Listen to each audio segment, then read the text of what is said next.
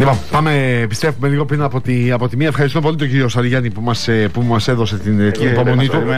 Κύριε καθηγητά, πάμε να δούμε τώρα τι γίνεται. Επειδή και τα απόλυτα νούμερα φαίνεται να είναι ξανά αυξημένα, και την ίδια ώρα η συζήτηση για το αν θα ανοίξουν τα σχολεία ή όχι, το εμπόριο, είναι στο τραπέζι. Χθες έγινε μια συνεδρίαση δύσκολη από ό,τι καταλάβαμε για το αν πρέπει να ανοίξουν ή όχι τα σχολεία στις 8, στις 11 του Γενάρη ή λίγο αργότερα. Η δική σας γνώμη ποια είναι? Η δική μου γνώμη είναι να ανοίξουν αργότερα. Αργότερα, ναι, να σας πω ακριβώς τι εννοώ. Εμείς έχουμε ήδη τρέξει προσομοιώσεις για μέχρι τον Ιούνιο. Έτσι. Για μια σειρά από μέτρα που έχουν να κάνουν με άνοιγμα σχολείων, με άνοιγμα λιανικού, άνοιγμα εστίασης, με χωρίς απολύμανση του αέρα, με χωρίς τηλεεργασία κτλ. Να πω εδώ ότι το σημαντικότερο δεν είναι οι αριθμοί, είναι το πώς. Κατά τη γνώμη μου, το άνοιγμα των σχολείων, όχι κατά τη γνώμη μου, με βάση τα δεδομένα και από την προηγούμενη εμπειρία και του ανοίγματος και κλεισίματος, του κλεισίματος και ανοίγματος αντίστοιχα στο πρώτο κύμα, αλλά και το κλείσιμο ουσιαστικά που έγινε στο δεύτερο κύμα, βλέπουμε ότι κατά μέσο όρο έχουμε μια συνεισφορά στην αύξηση του αριθμού των επαφών από τα σχολεία, από των επαφών, όχι της μετάδοσης. Έτσι. Η μετάδοση έχει να κάνει και με το πώς γίνεται η επαφή. Αν φοράμε μάσκα, δεν φοράμε κτλ. Η αύξηση του αριθμού των επαφών είναι συνολικά, ισοσταθμικά στον πληθυσμό, γύρω στο συν 10%. 9 με 12 είναι η κατανομή, αλλά ας πούμε συν 10. Εντάξει. Άρα λοιπόν με τον έχω ανοιχτά τα σχολεία έχω μια αύξηση του ρυθμού επαφών κατά 10%. Αυτό έχει τη σημασία του, έχει να κάνει και με τα παιδιά, έχει να κάνει όμως και με τους γονείς και την κινητικότητά τους σε σχέση με την μεταφορά των παιδιών στο σχολείο. Προφανώς λοιπόν συνδυάζεται με το τι θα κάνει ο γονιός μετά. Ειδικά μάλιστα για τα παιδιά που είναι σε νεαρή ηλικία, πολύ μικρή ηλικία, δηλαδή στο δημοτικό, όπου δεν έχουν πολύ αυξημένη αυτόνομη κοινωνικότητα. Το παιδί από το γυμνάσιο και κυρίως το λύκειο προφανώς έχει τη δυνατότητα να βγει, να πάει στο φροντιστήριο, να κινηθεί μόνο του. Ακριβώς. Ενώ ξέρω, οι δικές μου οι εξάχρονες προφανώς δεν μπορούν να το κάνουν. Έτσι λοιπόν. Δεν είμαι σίγουρος γι' αυτό ως πατέρας, αλλά τέλος πάντων. Σωστά. Για γέμαστε. Αλλά το ζήτημα λοιπόν είναι ότι σε αυτό το πλαίσιο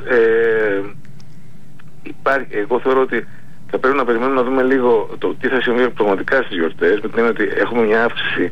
Χτες, ας πούμε, είχαμε μια αύξηση κατά 200 κρούσματα παραπάνω από ό,τι προβλέπαμε εμείς.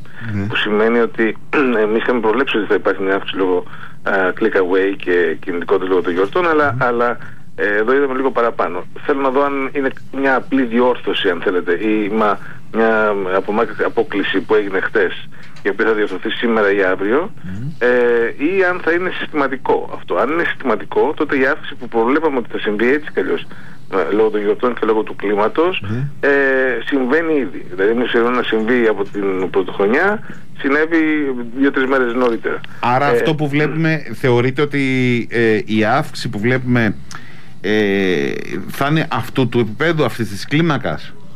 Αυτή τη στιγμή? Ναι.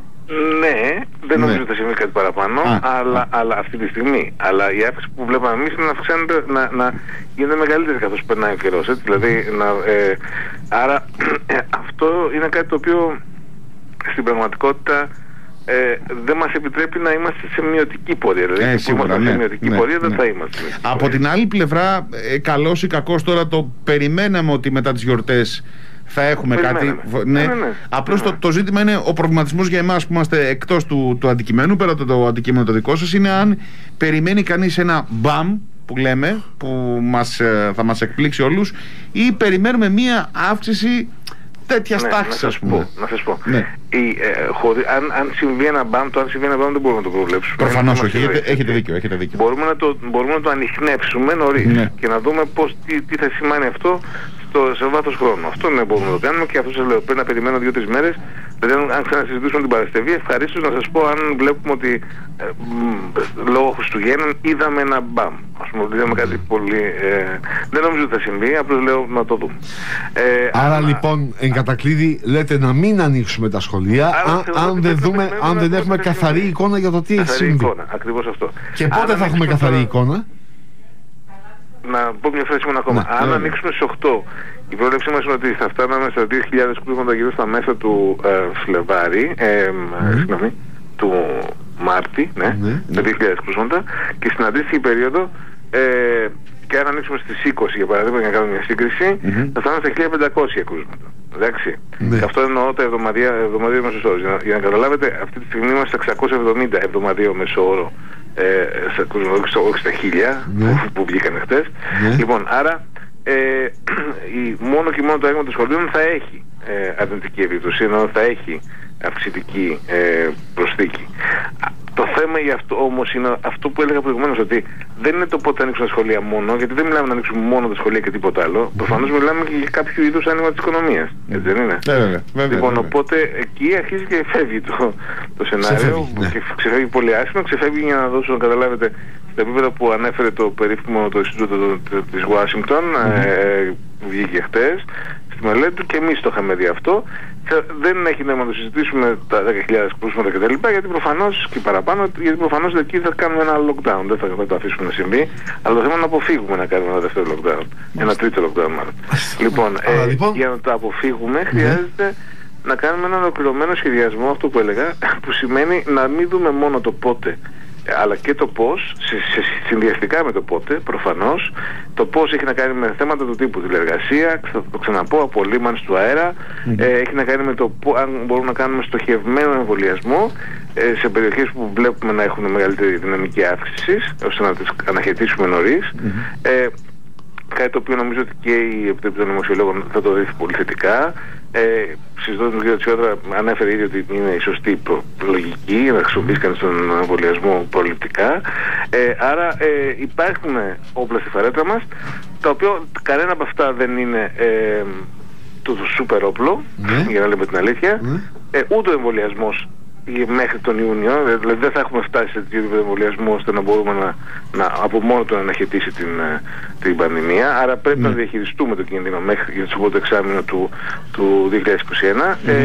Και αυτή η διαχείριση σημαίνει, για μένα τουλάχιστον, να λειτουργήσουμε με ένα πλάνο, με ένα ολοκληρωμένο πλάνο που λέει ότι ανοίγω σήμερα αυτό, γιατί μετά από 15 μέρες ή 20 μέρες το σχέδιο, το άλλο. Είναι νέο σχεδιασμός. Αυτό λοιπόν θέλει λίγο παραπάνω χρόνο, από την αλήθεια, και γι' αυτό προσπαθούμε να έχουμε ένα συνολικό αποτέλεσμα για να προτείνουμε και στην κυβέρνηση και στους πολίτες. Σας ευχόμαστε καλή χρονιά να έχετε, με υγεία για εσάς και την οικογένειά σας, κύριε Σαριγιάννη. Επίσης. Και θα έπρεπε να μας ευχαριστήσετε κανονικά, γιατί μόλις είδα και μία είδηση που προέκυψε από δήλωση που έκανε ο Μητροπολίτης Κιθήρων. Το εμβόλιο φτιάχνεται από έμβρια εκτρώσεων και δεν θα σας ρωτήσουμε γι' αυτό. Μάλιστα. Να είστε καλά. Γεια σας. Η χάρη του Θεού να είναι μαζί σας. Να είστε καλά.